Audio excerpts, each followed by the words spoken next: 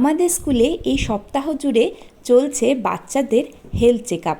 পুরো সপ্তাহ জুড়েই বাচ্চাদের স্বাস্থ্য পরীক্ষা হচ্ছে। আর আজকে আমি সরাসরি সাক্ষী থাকলাম কিভাবে বাচ্চাদের হেলথ চেক আপ হচ্ছে সেটা দেখার। আর দেখে আমার কিন্তু বেশ ভালো লাগলো।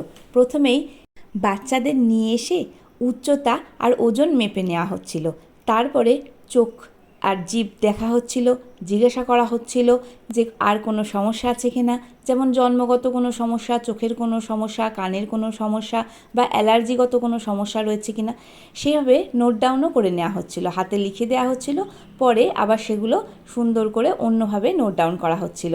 আমি একটু সাহায্য করছিলাম, একটু লিখছিলাম, আর আমার বেশ ভালোই লাগছিল। এছাড়া অন্যান্য পরীক্ষাও করা হচ্ছিল, সেটা পুরোটা আমি দেখাইনি।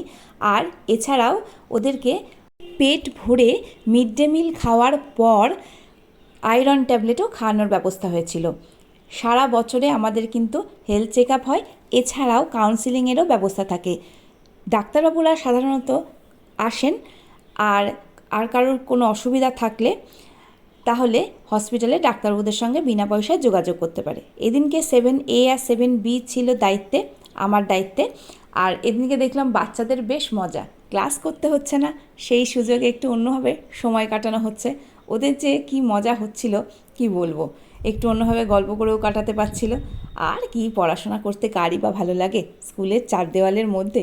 যাই হোক, ভিডিওটা ভালো লাগলে অবশ্যই একটা লাইক